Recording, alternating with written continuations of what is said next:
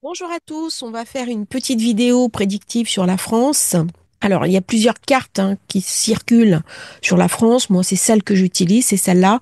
Il y en a aussi une autre que j'utilise, mais les deux sont ascendant Lion. Et grosso modo, on arrive à peu près aux mêmes analyses pour 2025, qui va être une année qui va mettre à mal, bien sûr, nos finances publiques, comme vous pouvez vous en douter. C'est une année, on va beaucoup parler de dette, on va beaucoup parler de perte d'argent. Je ne vois pas, par contre, on m'a posé la question d'élections anticipées. Donc si on regarde le thème du président Macron, je ne vois pas de départ, je ne vois pas de démission, je ne vois pas d'élection avant la date de la fin de son mandat électoral. Je reprécise quand même quelque chose, ce n'est pas moi qui fais les passages planétaires, je vais vous montrer les arguments pourquoi je suis arrivée à cette conclusion. C'est tout à fait indépendant de mes opinions personnelles dont je ne souhaite absolument pas faire état ici et maintenant. Donc il va aller au bout de son mandat. Ça va être une année difficile, mais c'est une année aussi où la France va avoir des protections puissantes, des personnes qui vont l'aider, notamment à renflouer ses caisses. On va avoir des soutiens imprévus de monarchies, de pays très puissants, beaucoup plus riches que nous, qui vont aider la France à passer le cap.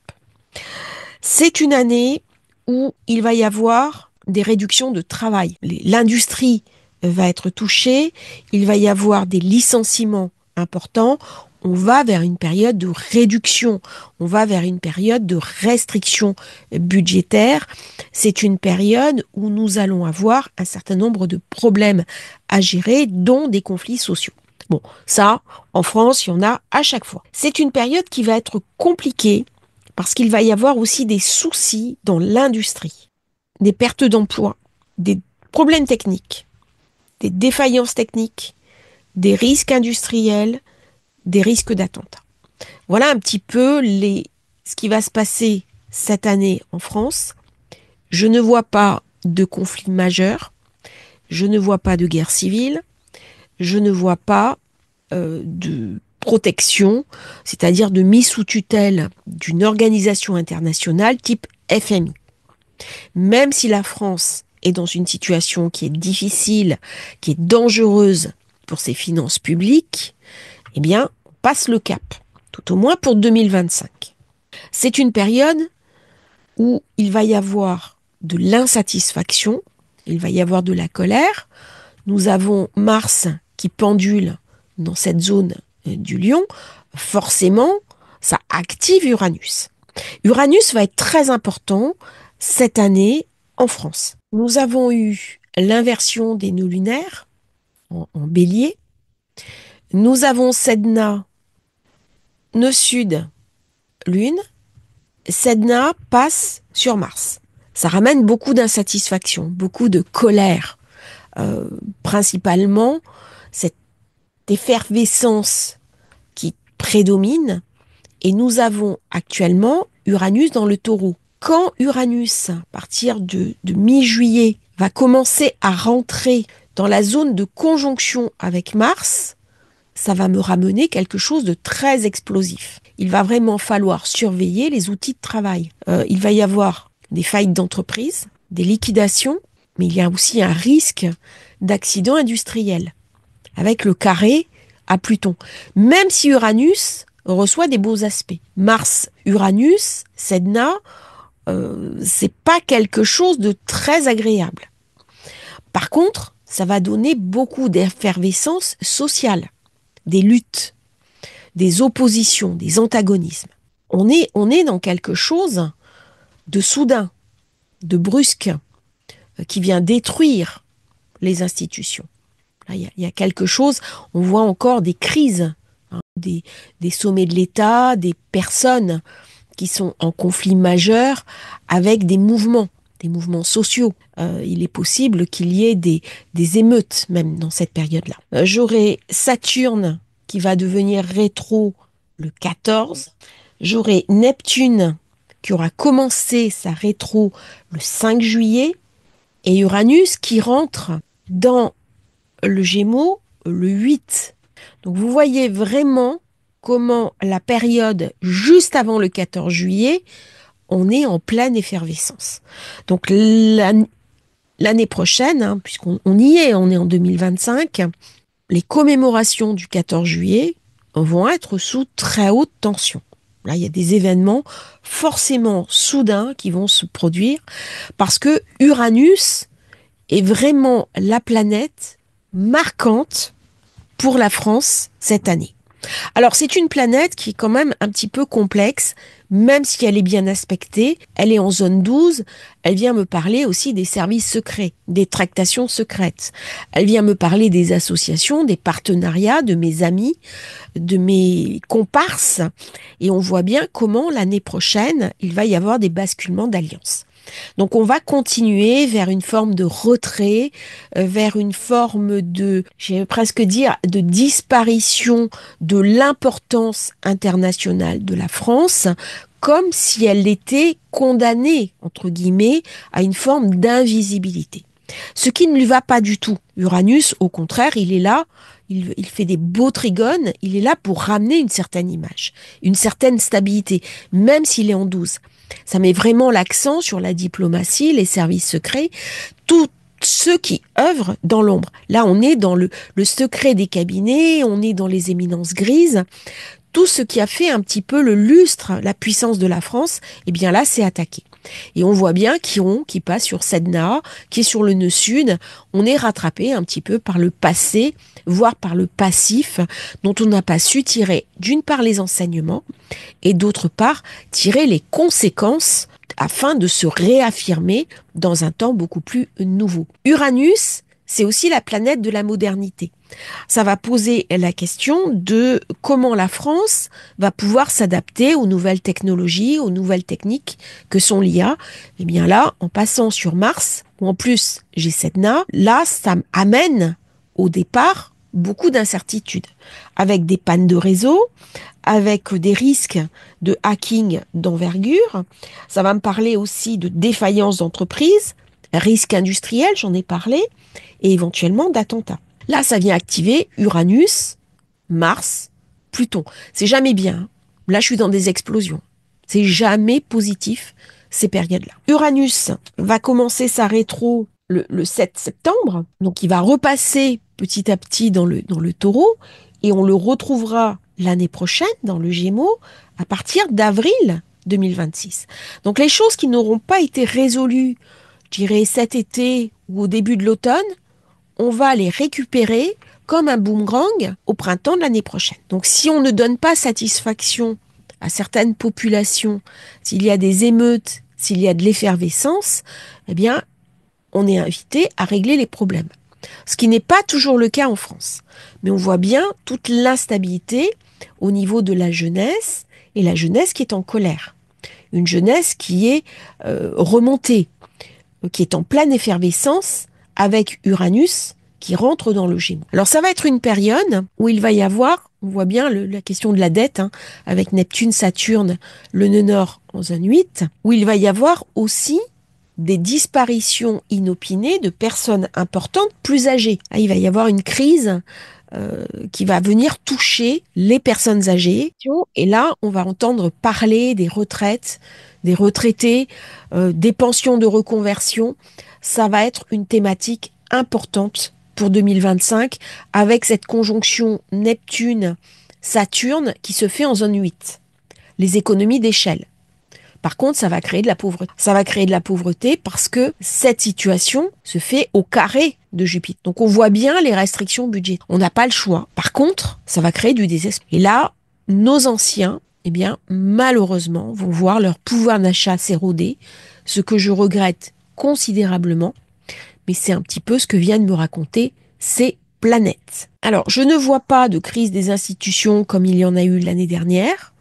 Par contre, avec Uranus en zone 10, eh bien, on est quand même sur une situation qui est très explosive. On est sur quelque chose de type 4e République et non plus 5e République.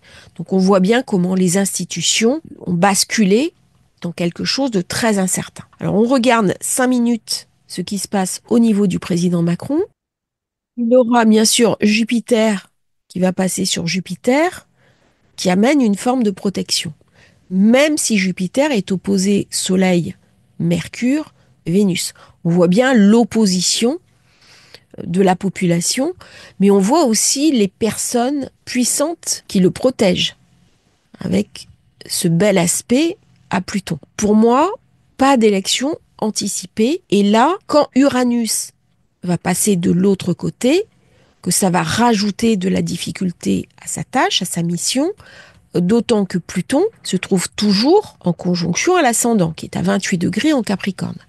Si on regarde bien ce thème, on comprend pourquoi autant de difficultés, autant d'incompréhension et un manque total d'ajustement entre ce qu'il pense, ce qui est attendu de lui, ce qu'attendent la population, avec l'ascendant Capricorne. On sait à quel point Pluton dans le Capricorne a été raide. Et donc sur l'ascendant, forcément, très gros mécontentement de la population, parce que là, il y a une raideur, il y a une dureté qui n'a d'une part pas été comprise et qui a été mise au mauvais endroit. Donc là, on est vraiment sur des configurations très dures de Pluton qui va rester dans la zone. Donc de toute façon, il est toujours conjoint à l'ascendant. La conjonction Neptune-Saturne se fera chez lui en zone 2. Ça tient l'argent, le monétaire, le financier. Et on voit bien comment il va amener la rigueur ici. Donc j'ai dit pas d'élection anticipée, tout au moins pas en 2025. On est trop tôt. Par contre, quand Uranus va taper sur la zone 4, qui est vraiment à la fin, et encore des ventes de sociétés étrangères à des puissances qui ne sont pas nationales, des délocalisations. Donc là, c'est, je dirais, début de l'été, quand Uranus va passer sur cette zone 4. Là, on voit bien comment des choses s'éloignent et partent vers l'étranger, malheureusement. On a vu que Mars est rétrograde dans son thème. En ce moment, il est ici, donc en zone 7. Et on voit bien comment c'est tendu avec ses partenaires. On a eu le conflit avec van der Leyen sur les accords Mercosur. Le nœud sud a quitté la zone de la Balance. Donc là, ça va ramener un petit peu un souffle nouveau. Parce que là, tant que le nœud sud est dans la Balance, jusque janvier, difficile. On est en zone 8. Donc on voit bien comment j'impose, mais j'impose quelque chose de karmique. Et le karmique se fait au niveau du financier. C'est-à-dire on a récupéré aussi non seulement une situation difficile, qu'on a créée aussi, qu'on a contribué à créer, mais on a récupéré aussi une situation antérieure. Et on le voit bien par nœud sud en Vierge. Moi, je décode uniquement les planètes. C'est toujours difficile quand on fait ce genre d'analyse, parce qu'il y a une différence entre l'analyse qu'on fait sur les planètes et puis ce qu'on pense de la situation à titre personnel qui n'intéresse personne. Là, le nœud sud, il vient me parler de passé. Il vient me parler aussi de passif. En zone 8, le passif financier. Donc le passif financier, c'est aussi un héritage, la zone 8. Donc c'est la situation dont j'ai hérité, le passif dont j'ai hérité. Je dis ça pour mieux justifier mes arguments. Jupiter qui va agir comme un protecteur des satisfactions sur l'œuvre accomplie, l'œuvre réalisée. Ça, je pense que c'est Notre-Dame, mais également avec les enfants. Donc ça doit être les enfants de son épouse. Et puis bien sûr, dans quelques temps, il aura Chiron sur Chiron qui va marquer une forme de basculement d'être, de basculement d'état, où on va tirer les conséquences de nos actes passés. Là, c'est une vraie crise, Chiron sur Chiron, mais on n'y est pas encore. Tant qu'il est président, Chiron reste en deçà. Donc il y a quelque chose d'inabouti. Une fois que Chiron est passé sur Chiron, on a une crise d'identité, une crise de profondeur qui peut être très intéressante à appliquer. Là, on est en deçà. Ça veut dire qu'on est aussi dans ce Mars qui est très dur, qui reçoit une mauvaise application de Pluton. Alors, heureusement, dans son thème, il est bien aspecté. Mais quand même, Mars reçoit un mauvais aspect d'Uranus. Donc, on voit bien comment cette personnalité un petit peu explosive, très clivante aussi, des personnes qui l'adorent, des personnes qui le détestent. Eh bien, cet aspect joue à plein avec Uranus, pleine puissance sur le thème de la France cette année. Donc pour moi, il n'y a pas d'élection anticipée. Alors là, j'utilise une autre carte qui est un petit peu différente, que j'aime bien aussi. J'aime bien le compléter. On voit bien comment les pays ont plusieurs cartes, qui vient me parler aussi de beaucoup d'antagonismes sociaux au niveau du travail. Ça montre bien aussi toutes les grèves de notre pays. Saturne au nœud sud, avec Mars au nœud nord, on voit bien hein, les conflits avec le patronat, ouvrier, patronat, syndicat. Il y a quelque chose de très dur, de très cassant dans cette carte, qu'il n'y a pas forcément dans la première qui est beaucoup plus équilibrée. Et là, c'est Mars, la rétro de Mars, qui est venue titiller ce Mars en maison 12, qui est quand même assez dramatique. Et comme j'ai le nœud nord qui est en Lion, donc en signe de feu, par imprégnation, eh bien le nœud nord qui se retrouve en Bélier, forcément, il a activé la zone avec Mars qui pendule dans la zone 12. Donc on voit bien les conflits, encore une fois, de la période. Par contre, dans cette carte, je trouve qu'on voit moins bien les antagonismes qui se préparent. On voit moins bien ce qui peut arriver. Avec un bémol, quand Pluton va passer ici, sur Saturne, 2026, là, il faudra regarder vraiment ce qui va se passer, ce qui va devenir. 2026-2027, ça va être une année clé, deux périodes très importantes pour la France. Là, on voit bien qu'il y a quelque chose d'inéluctable qui arrive. C'est toujours temps de corriger le tir hein, avec Pluton. Là, il y a vraiment un avertissement ici. Ça va être une année pour prendre soin de vous, pour prendre du recul, pour s'adapter aussi aux événements qui vont se présenter à nous. Vraiment, prenez soin de vous, restez flexible, gardez votre créativité. C'est une année qui va nous solliciter tous, nous solliciter dans nos certitudes. Elle va venir nous parler vraiment de notre capacité à anticiper les événements. Je vous remercie d'avoir suivi cette vidéo, j'espère qu'elle vous aura intéressé. Si vous souhaitez commander votre thème de naissance, votre révolution solaire, vous avez le lien dans la description. Pour l'agenda de l'année, pareil, le lien dans la description avec les périodes de chance. Bonne journée à tous, merveilleuse année 2025 et on se retrouve très rapidement sur Astrologie Facile.